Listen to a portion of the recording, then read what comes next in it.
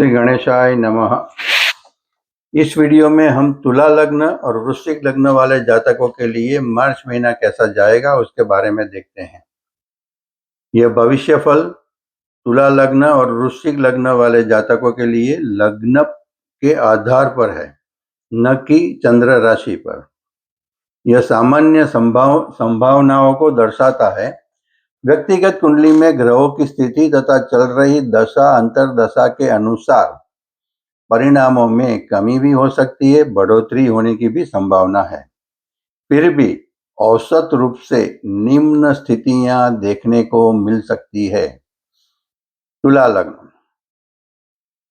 मार्च महीना तुला लग्न के जातकों के लिए मानसिक संतुलन, धैर्य और व्यवहारिक परिपक्वता की परीक्षा लेने वाला समय हो सकता है।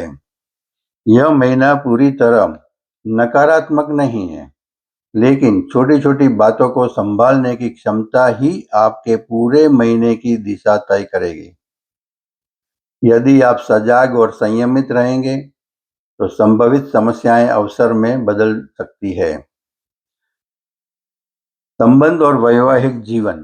तुला लग्न स्वभाव से संतुलन और सामंजस्य पसंद करता है, लेकिन इस महीने संवाद की कमी या गलत तरीके से बात रखने के कारण रिश्तों में असंतुलन आ सकता है।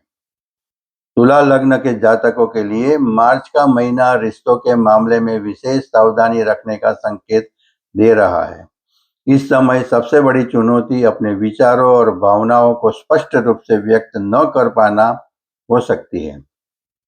यदि आप अपनी बात सही तरीके से सामने नहीं रख पाएंगे तो अनावश्यक भ्रम, कंफ्यूजन और गलतफहमियां उत्पन्न हो सकती है। प्रेम संबंध हो या पति पत्नी का संबंध, छोटी छोटी बातों पर मतभेद बढ़ने की संभावना है। विशेष रूप से गुस्से पर नियंत्रण रखना अत्यंत आवश्यक है। आवेश में लिया गया निर्णय या कठोर शब्द संबंधों में दूरी ला सकता है। अपनी भावनाओं को स्पष्ट रूप से व्यक्त न कर पाना, सामने वाले की बात को गलत समझ लेना, छोटी बात को मन में दबा कर रखना, अचानक गुस्से का फूट पड़ना, ऐसा कुछ भी हो सकता है। यदि प्रेम संबंध में हो तो पार्टनर को समय दें, केवल अपेक्षाएं न रखें बल्कि उनकी भावनाओं को भी समझने की कोशिश करें। यदि विवाहित हैं तो जीवन साथी के साथ अहंकार की टकराहट से बचना बहुत आवश्यक है। मैं सही हूं की भावना रिश्ते में दूरी ला सकती है। यदि आप धैर्य, संयम और समझदारी से काम लेंगे तो यही समय रिश्तों को मजबूत करने का भी अवसर बना सकता है। संवाद को स्पष्ट और शांत रखें, यही सफलता की कुंजी रहेगी। विशेष सावधानी वाली तिथियां देखें तो 2, 3, 4 मार्च में आवेश और असंतुलन की संभावना रह सकती है। 16, 17, 18 मार्च मानसिक भ्रम और निर्णय लेने में कठिनाई। 18, 19, 20 मार्च को ओवर थिंकिंग, नकारात्मक सोच भी रह सकती है। और 29, 30 मार्च गुस्से और भावनात्मक प्रतिक्रिया से बचें। इन दिनों में कोई बड़ा भावनात्मक निर्णय न लें। इन दिनों में गुस्सा अधिक आ सकता है, मन में भ्रम और असमंजस की स्थिति बन सकती है। ओवरथिंकिंग और नेगेटिव सोच तनाव, स्ट्रेस और फ्रस्ट्रेशन बढ़ा सकती है। छोटी बातों पर निराशा या हताशा महसूस हो सकती है। इन तिथियों पर विशेष रूप से शांत रहे और कोई भी महत्वपूर्ण निर्णय सोच समझकर ही लें। मानसिक स्थिति और भावनात्मक संतुलन देखें तो मार्च महीने में मन थोड़ा अस्थिर रह सकता है। छोटी छोटी बातों पर मन विचलित होना, दूसरों की बातों को दिल पर ले लेना या स्वयं को कम आंकना, ऐसी प्रवृत्तियां बढ़ सकती हैं। ध्यान रखने योग्य जैसी बातें वो है कि ओवर थिंकिंग से बचें, नकारात्मक कल्पनाएं न करें, स्वयं की तुलना दूसरों से न करें, ध्यान, योग या मेडिटेशन को अपनाएं। यह समय आत्मनिरीक्षण का है, आत्म आलोचना का नहीं। खुद को दोष देने के बजाय अपनी ऊर्जा को सकारात्मक दिशा दें। करियर और कार्य क्षेत्र की दृष्टि से अगर देखते हैं तो दृष्टिकोण से यह महीना सामान्य रहने की संभावना है। यदि आप अपने व्यवहार और वाणी पर नियंत्रण रखेंगे तो कोई बड़ा नुकसान नहीं होगा। 15 मार्च से 31 मार्च के बीच वरिष्ठ अधिकारियों, सीनियर्स और अथॉरिटी के साथ वाद विवाद की स्थिति उत्पन्न हो सकती है। कार्यस्थल पर ईगो क्लैश हो सकता है। किसी बात को गलत तरीके से प्रस्तुत करने से विवाद हो सकता है, अतः बहस से बचें। अपने काम पर ध्यान केंद्रित रखें, अनावश्यक राजनीति से दूर रहें।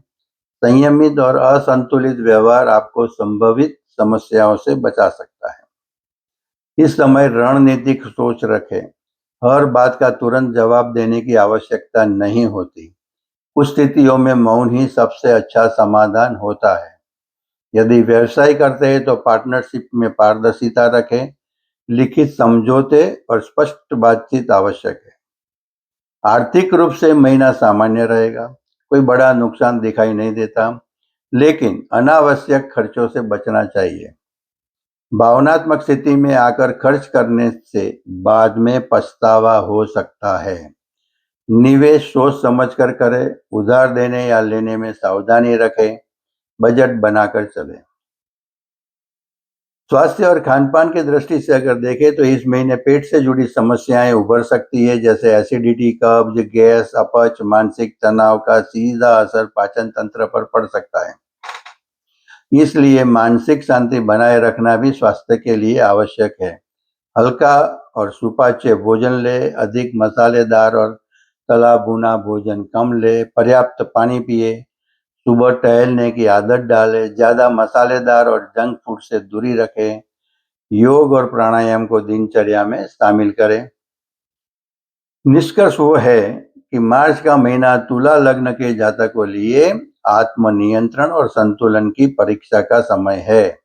यदि आप अपने गुस्से, वाणी और नकारात्मक सोच पर नियंत्रण रखेंगे तो रिश्तों और कैरियर दोनों में स्थिरता बनी रहेगी। लेकिन यदि आवेश और भ्रम को हावी होने देंगे तो छोटी बातें बड़ी समस्या बन सकती है। संयम, स्पष्ट संवाद और सकारात्मक दृष्टिकोण, इन्हीं 3 मंत्रों से आप इस महीने को सफल बना सकते हैं। इस महीने का मूल मंत्र है संयम, स्पष्ट संवाद और सकारात्मक सोच। वृश्चिक लग्न। वृश्चिक लग्न के जातकों के लिए मार्च का उत्तरार्ध विशेष सावधानी और संतुलन का समय संकेत कर रहा है।